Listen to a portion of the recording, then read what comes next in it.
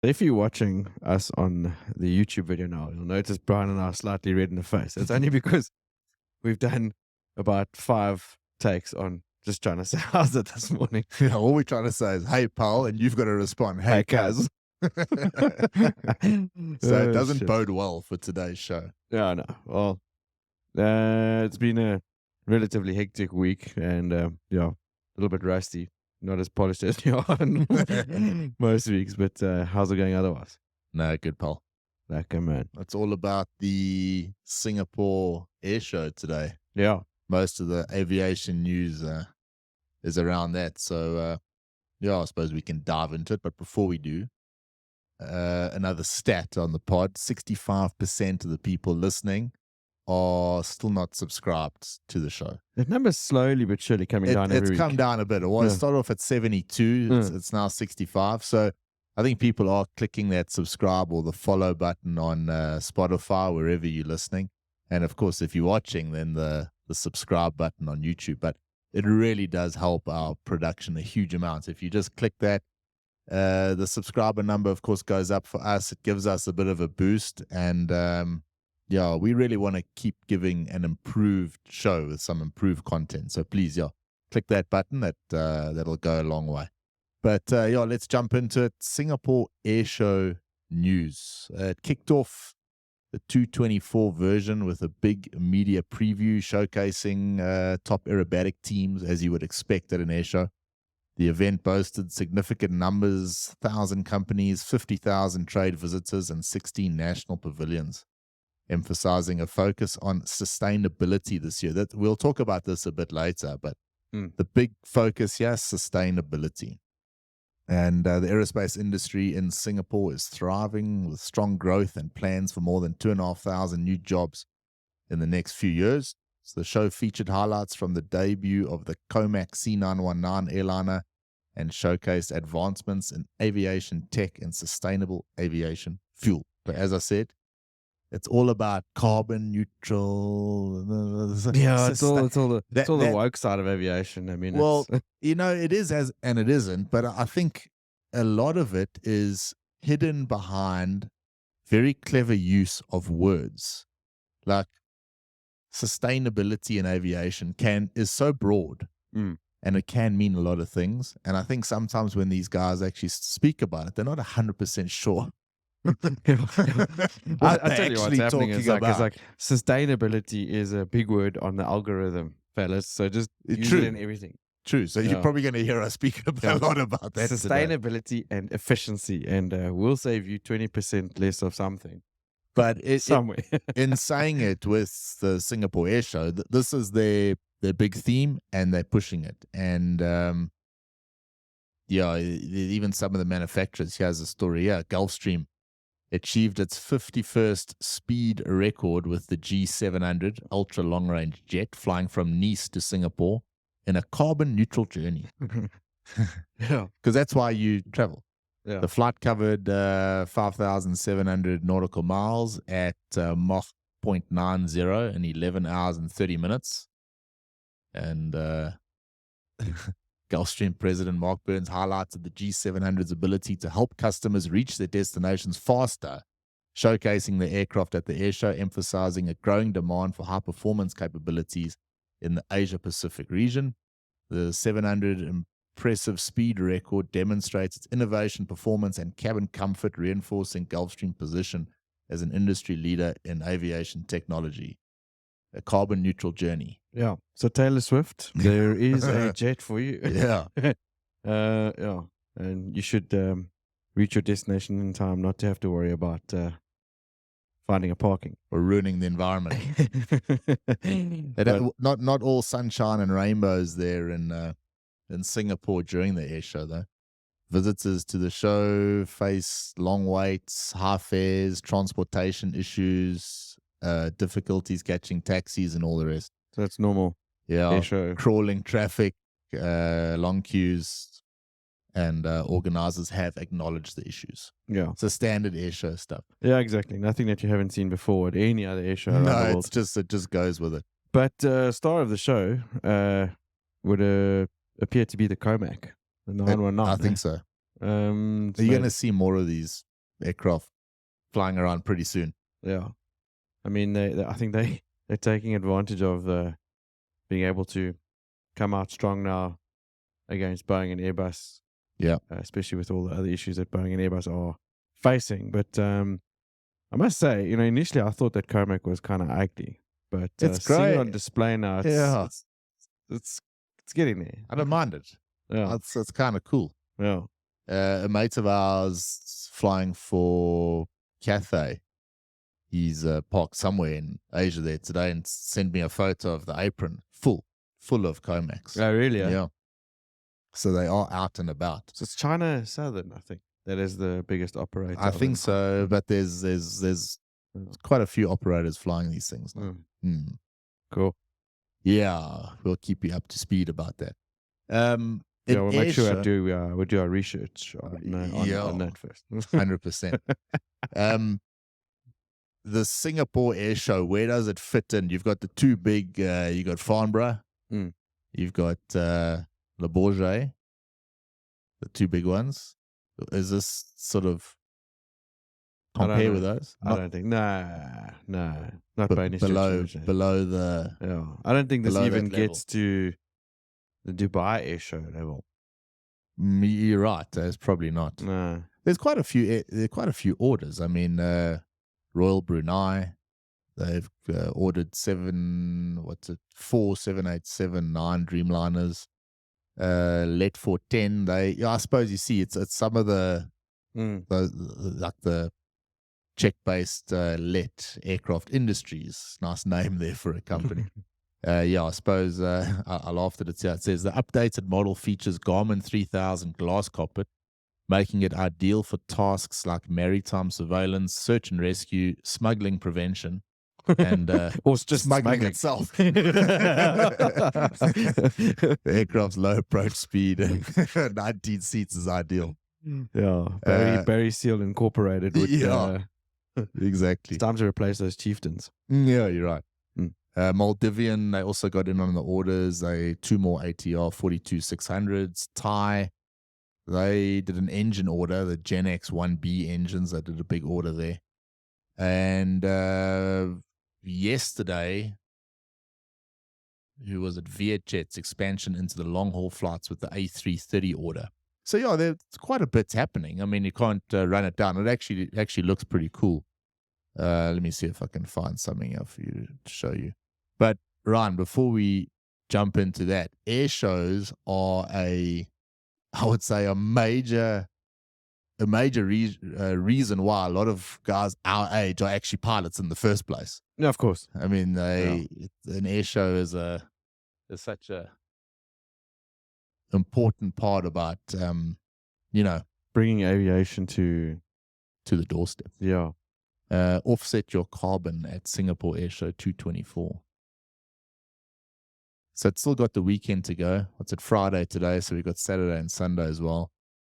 It looks like there's some cool aerobatic displays. The last day of a show is always pretty cool. Normally the case, yeah. Some of our mates, of course, will be there, flying for Scoot and the likes, Saffers that are there. So yeah, shout out to everyone in Singapore. But it looks like it's going to be a nice weekend. If you're in the area, go and check it out. 100%. Favorite air show for you? Have you been to one recently? Yeah, Swartkorps.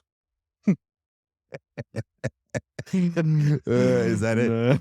No. I haven't been to many. What did they have going around there? Yeah, no doubt it's a rather big static display because there's no fuel to fly the thing. Yeah, and then the usual, the Puma Harvards, and then I think it's the same 6 pilots that fly every single airplane all the displays. But no, I haven't been to any major air shows, to be honest. Oshkosh is big on my bucket list. I'd dig to go to Oshkosh at least once. Yeah, I've been to Farnborough. That was pretty epic. But it was a long time ago now. Yeah, 2003 or something. No, it wasn't. Even earlier. But Oshkosh, I think is. I think I'm going to give it a couple of years and then try and take the kids across. 1 year when they'll get to enjoy and appreciate it as well. But yeah. we had a cool episode last week. You actually posed the question. You asked, what would be my ultimate heavy metal aircraft, and I threw it on there on Instagram and on LinkedIn as well. And on Instagram, I asked the question, what's your aircraft? What's your ultimate bit of heavy metal? Overwhelming support for the 747. Yeah. And the 777. But I got 36 replies there on Instagram. 20 of them were for the 74. 1 or 2 for King Air 350s. Yeah, Global, Gulfstream, and the rest were 777s. Yeah. So yeah, that's no surprise. Yeah. But it's a fascinating. You haven't changed your mind on that one. No. Look, I think I still. I agree. I've got a lot of mates that fly 777s, and they all swear by it. They said it's the best airplane they've flown. But me personally, I would still be keen on giving a 747 a drive. Even the A380, anything that's big and got 4 engines, I'd dig it. I threw the question on LinkedIn as well. I said, when I was 14 years old, my dad bought me a DVD box set of the manufacture and design of the 777. Ever since then, it's been my dream aircraft. It was a cool present for a 14-year-old that influenced my love for that plane. What's your favorite aircraft? Is there a story, a memory, or a piece of inspiration tied to it? And I got some nice replies. A big supporter of the show, Bernard Duplessis. My passion for aviation has been present for as long as my memory has served. I remember sitting on the steps at Virginia Airport, adjacent to the Comair hangar 40-odd years ago, thinking that Cessna 210 is such an awesome machine. One day I'll fly them. Then a King Air 200, Cessna Citation, and of course watching the SAA Fluffies passing overhead for runway 24 at the old Durban Airport. Feels just like yesterday. What I'm getting at, Bryan, is that I've been lucky enough to fulfill these dreams and flown these types, along with many others over the years. I now have the absolute privilege to be flying my favorite aircraft of all time, the Airbus A350 900 and 1000 variants. Keep up the good work. So I really like these. Leon came forward. He said, I was at Polokwane Airshow in 2003. SAA Boeing 747 did a flyby. And I think that one is the Spuri 747s was like a real golden era of SAA. I remember those displays because they had such a way of putting on, but the flybys were really cool, but they had like a really cool music to it. They made a spectacular display out of it, and that definitely ignited some magic. And Brian Eminis in the background. Yeah. But you know what's cool, eh? Seeing those replies that you put up on LinkedIn and like that, it's really lacquer to hear from guys and girls out there about what got them started in aviation. We're so used to talking about aviation in its present form and where it's going, but hearing from pilots in general, it's like those old barroom stories where what got you started. Sometimes it's really cool to hear where the guys actually came from and people's different perspectives. I mean, Martin Lockyer says, I always wanted to fly the Cessna Caravan. It was a dream come true the first time I hit the start switch and the PT6 started singing. Yeah. On the way I fell in love with the Cessna 210 Centurion, and it's still my favorite airplane. The A340-300 will always be nostalgic after many occasions sitting in the jump seat. The Dreamliner is fantastic. And it's just cool. Gavin, spot on, Bryan. You got the 777 right, a magnificent piece of kit. Yeah. Nick Hawk, my favorite still the 747. Says I was lucky enough to fly the first ever built B777 as my first jet. I flew it as a junior FO at Cathay when we did our base training. That's pretty cool. That's awesome, man. And then Mark over here says, I can identify with Bernard's experience. I grew up in rural KZN in a very small village that happened to be in the flying training area for 5 Squadron based in Durban. It was quite a thrill to see the Impalas operating in the area and then giving the village a beat up on the way back to base. It inspired me, and I became determined to fly myself one day, and despite some early setbacks, managed to get there in the end. I've flown many types since then, including the 737 and the A320, 330, 340. I haven't had the privilege of flying the A350 yet, but my absolute favorite is the A380. I know it looks ugly, but it's a joy to fly. So I kind of I like hearing from the guys. I get it. It's so cool, and I think if there is a real advantage to LinkedIn, it's the responses. You get the guys giving a nice response like that, and it's in particularly amongst pilots. Pilots are amongst a small population of people in the world that are still so very passionate about their job. You're right. Are so excited about talking about it. I mean, you don't ever hear a doctor talking about how excited he is about removing an appendix. True story. Quite cool. Yeah, but that was a nice question. You gave it on the fly, and it got some nice heat. Yeah. Also on last week's show, we mentioned the dual rated 380 and 350 pilots. That was for Etihad, eh? Yes. Yeah. All right. So got a couple of responses here from Cathay guys. I won't mention the guys' names just in case, but listening to the pod, on the flying two types, we fly the 330, the 350 as a common type. Cockpits are very different, but Airbus philosophy is exactly the same.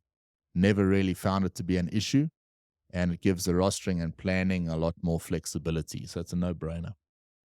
Yeah. Interesting.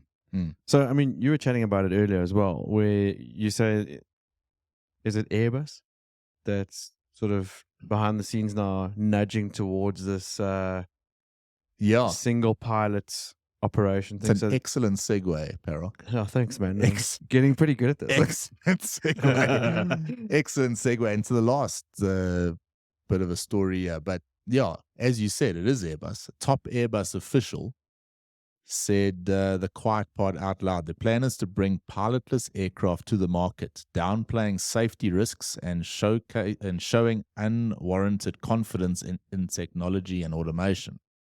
Pilots know better than most. It goes on, even the most sophisticated things can fail. This is one of the many reasons why there are two pilots in the flight deck at all times. Two pilots serve as the backup to technology on the flight deck by bridging gaps and adapting to unforeseen situations in real time.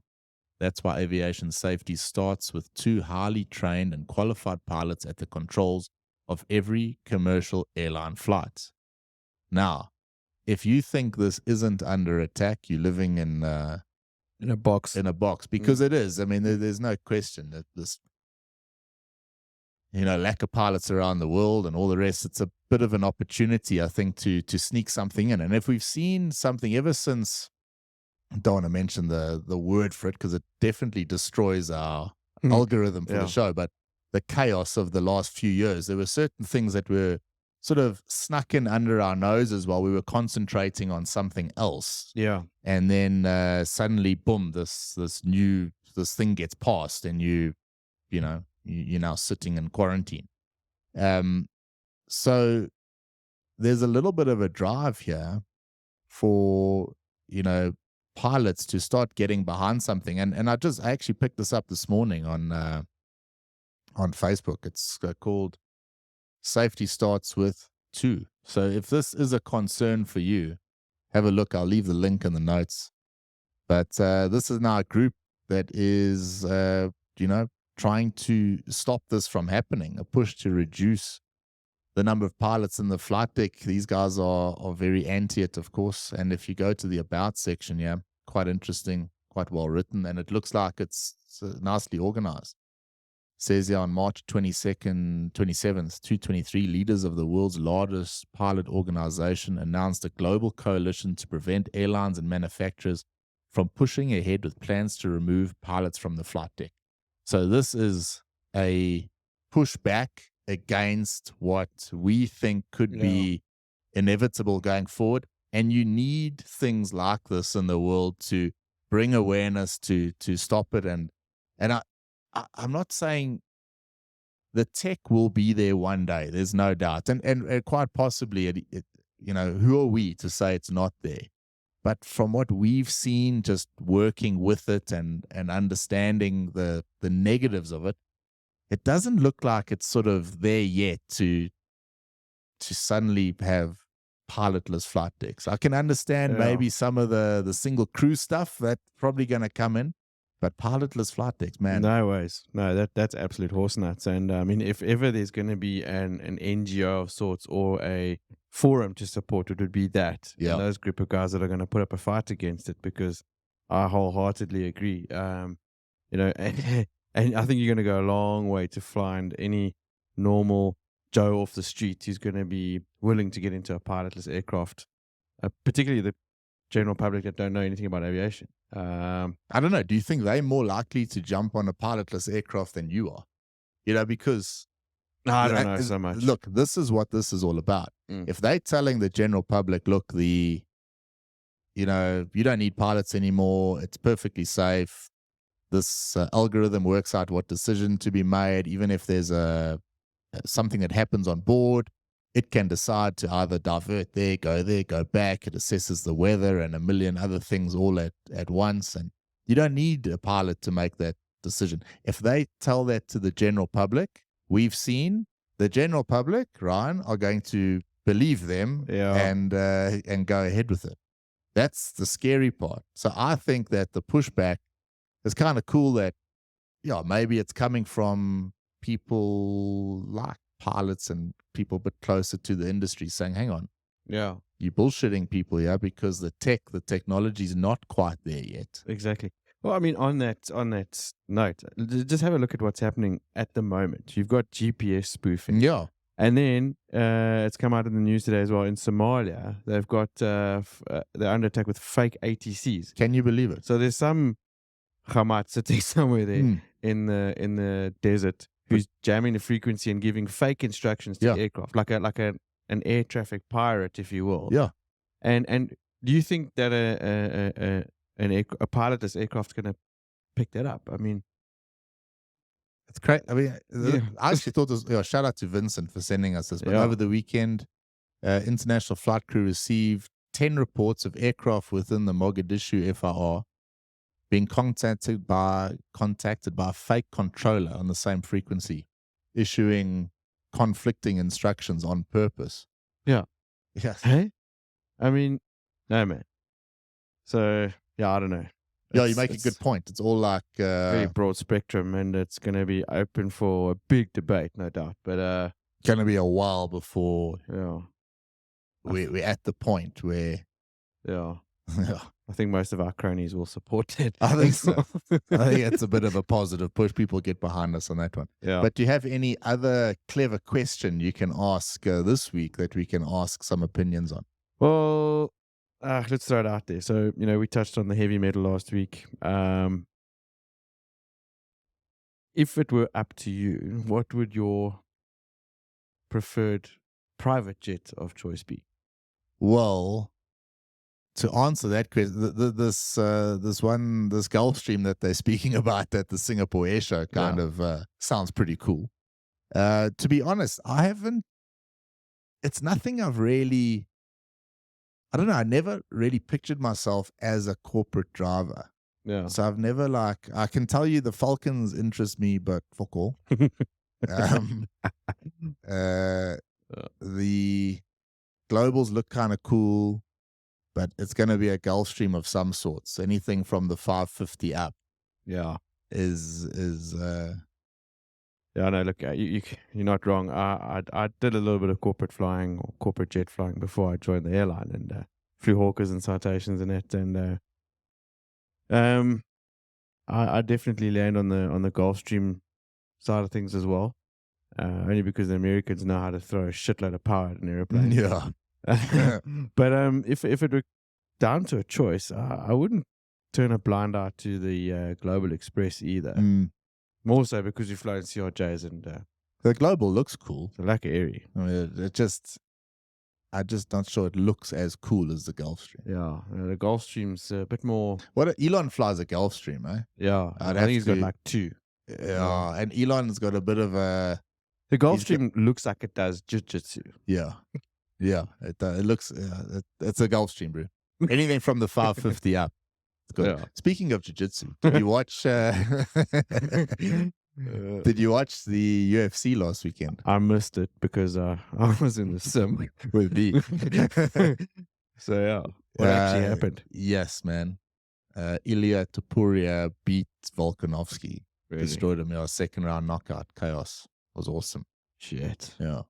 Big up and comer. That's what's so cool about the UFC. Things change so quick. Yeah. But I think that we'll end off today speaking about that. Like for a fighter, I mean, to put it into perspective, Volkanovski's been up there for so long. Say so long. He's 35 years old now, but he's regarded as pretty old. But he's been knocked out in the last 2 fights, and it's just weird how you can be on the top of that food chain there for so long, and then so quickly you're out. And don't you see that happening more and more? I mean, even with regards to the top podcasts and the top businessmen and CEOs around the world, they're sort of up there and then they're gone. And it's just like the world we're in these days. Everything just happens so flipping quickly. And changes happen quick, yeah. Yeah, changes happen quick. And I suppose that's why this topic of